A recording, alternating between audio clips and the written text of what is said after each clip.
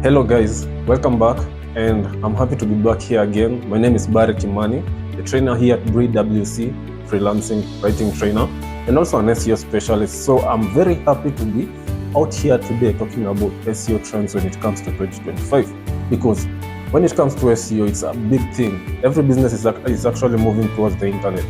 In one or the other, you'll find that even the business that you are actually currently doing, you have to rely on the internet. That can be maybe Facebook, it can be YouTube, it can be any other social media platform outside there. And I'm happy to talk to you as a freelancer and to you as a brand or maybe a business, because these trends will actually determine how well you get to do when it comes to online search, how well it gets to do when it comes to converting the people that you actually meet to the actual clients. So when I talk about search engine marketing, what am I? Search engine optimization, what am I actually talking about? What I'm talking about is every single social media platform that actually exists, it is a search engine on its own. Think about YouTube. When it comes to YouTube, you won't get things that you're not used to seeing, right? When it comes to YouTube, it is until you actually search for something that you get recommended the same thing the next time that you're online, right? That is basically a search engine, pretty much like Google. You get? So when I'm talking about search engine optimization, I'm actually talking about making sure that whatever content that you're actually putting on the internet, it gets to reach the people that need that content. Okay? So now let's get into it. Search engine optimization. What are the trends that you can expect when it comes to 2025? And I'm going to tell you this. One of the biggest things that I've actually seen in the past when it comes to 2024 is all about mobile optimization. Okay, because there are a lot of sites that actually exist, and even if you don't even have a website, you're actually just putting out probably, let's say, a video outside there. The way that you put out a video when it comes to TikTok is different from the way that you'll actually put out your video when it comes to YouTube.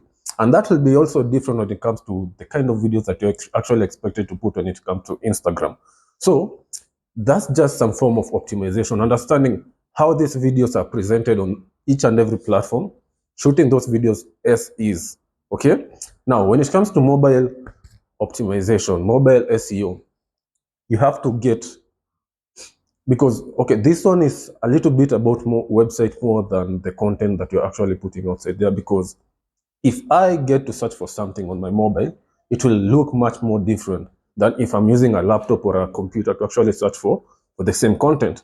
Now, if there's a big update that I actually noticed when it comes to Google, specifically Google, because that's the most used search engine outside there, you have to make sure that at least, if you have a website, you have to make sure that at least you actually consider what Google is looking for, so that even if you don't find your content among in the top, like hapo kwa mtu wa kwanza, you can actually expect that it will be at least within the first page. So now when it comes to mobile optimization, it's all about how your content is actually presented to the consumer who is using a mobile. Because if you don't actually get your content to be optimized for the mobile devices, that means that you're actually missing out on a lot of potential consumers. Why? Because I have, for example, me, I have my mobile phone more than I usually have my laptop. And I guess that will be the same case to you, because probably you're actually watching this on your mobile. And that is a consumer that you actually need to reach. That is somebody who can be a potential client or an actual client. Okay. So when it comes to mobile optimization, it's all about presenting your content in a way that it is mobile friendly. That is the first trend that you can expect.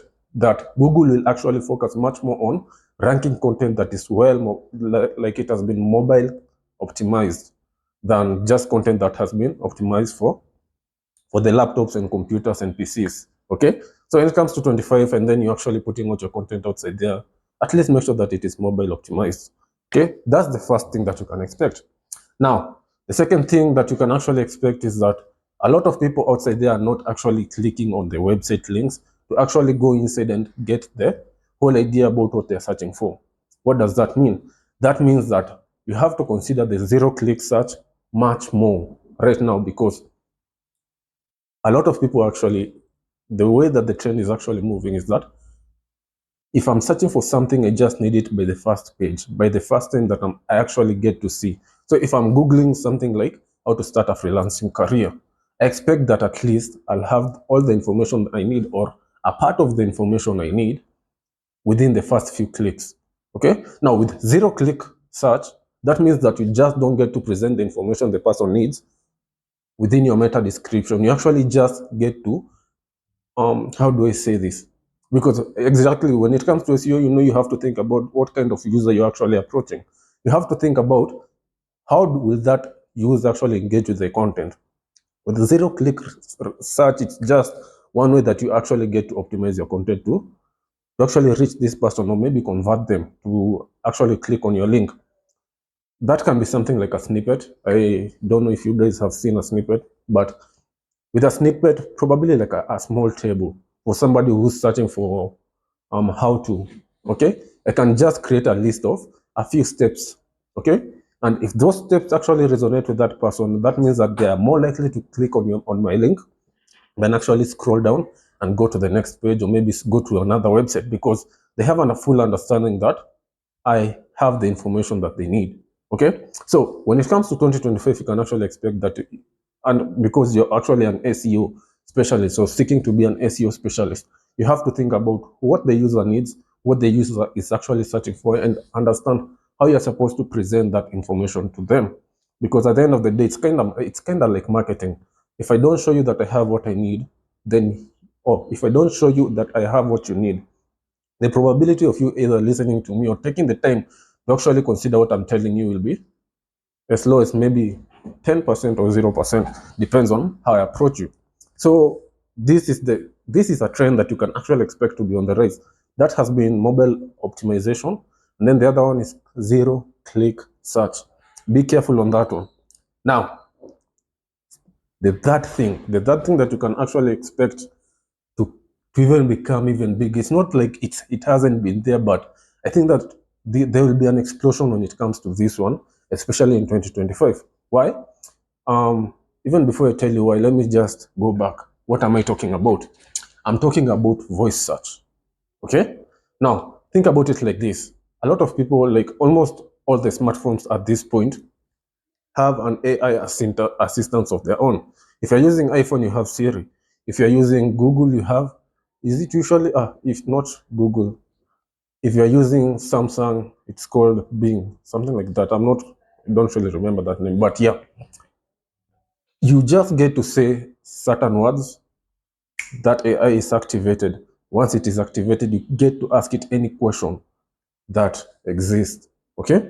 So whatever question that you may actually have, or whatever thing that you may actually want to search for on the internet, you don't have to type it. You just say it, the phone goes to the internet, searches for what you're looking for, and then boom, you have your answer. So as an SEO specialist, or as an SEO upcomer, you can expect that this is going to even become bigger, because let's look at it like this. Like, there are a lot of people outside there using smartphones, and even better, there are a lot of people that are actually using their smartphones while being connected to the internet almost 24/7. And while typing maybe is an ideal idea, it doesn't. There are those who prefer to actually just ask their phone for something, they get their response. So what does that mean? That means that if you want your content to actually rank and actually reach as many people as possible, this this is a demographic that you have to consider. This is a demographic that actually does exist. It's a demographic that you just won't put aside. Okay? So you have to optimize your content so that it is voice search. It's like any person actually searching for the same content using their voice, they have an idea, they can actually get it. And how do you do this? Long-tailed keywords. Okay, don't just use short-tailed keywords, like keywords that are just short. There's a person that is actually, because if I'm going to use my voice to actually search for something, I will use a whole sentence, right? I'll ask a whole question. And if I get to optimize my content in such a way that this kind of question is the kind of the person looking for that question, for that answer, I have the answer, you can expect that they can actually find the content that I'm actually putting outside there. It doesn't really matter which kind of platform you'll be using actually, but captions, optimize them. When it comes to the content that you create, use exactly that keyword. Let Google have the idea that you just don't have the information that this person is seeking, but you have quality information for them. Okay, now this is going to be major, because if there has been anything that every single algorithm outside there has been doing, it's not just thinking about voice search. So this is number 4.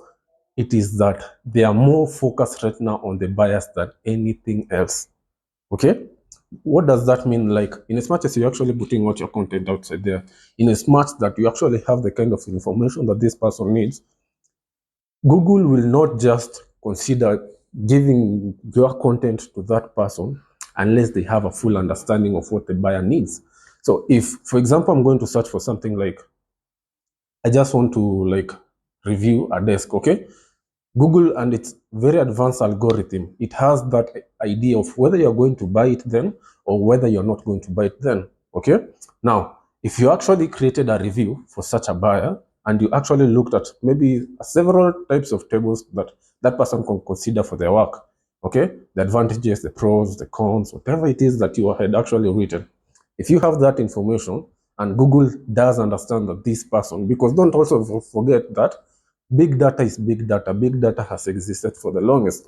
And these algorithms, especially with every single advancement that they were made when it comes to 2024, they have a better experience when it comes to the people that you're trying to reach. They have an understanding of what kind of things that these people want, what is the intention when they're searching for something.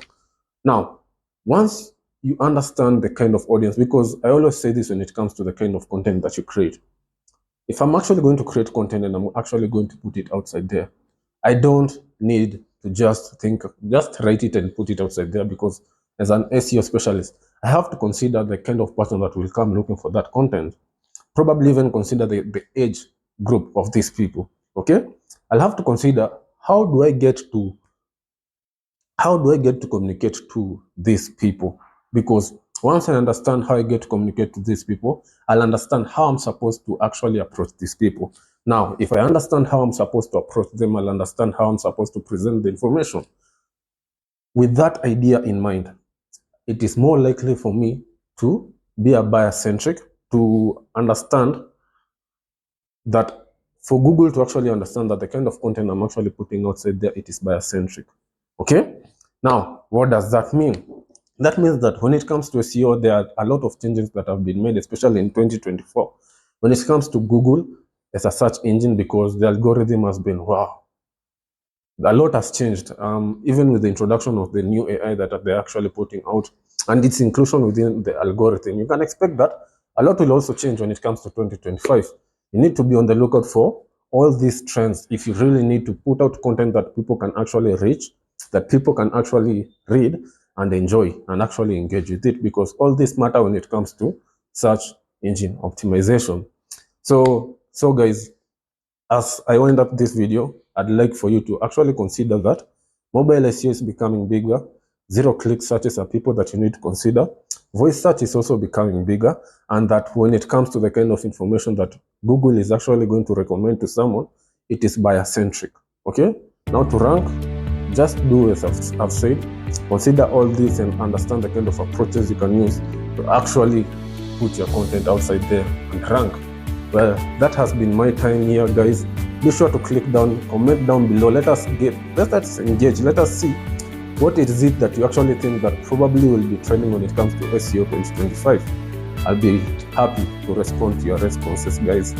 That has been my time. I'll see you on the next video.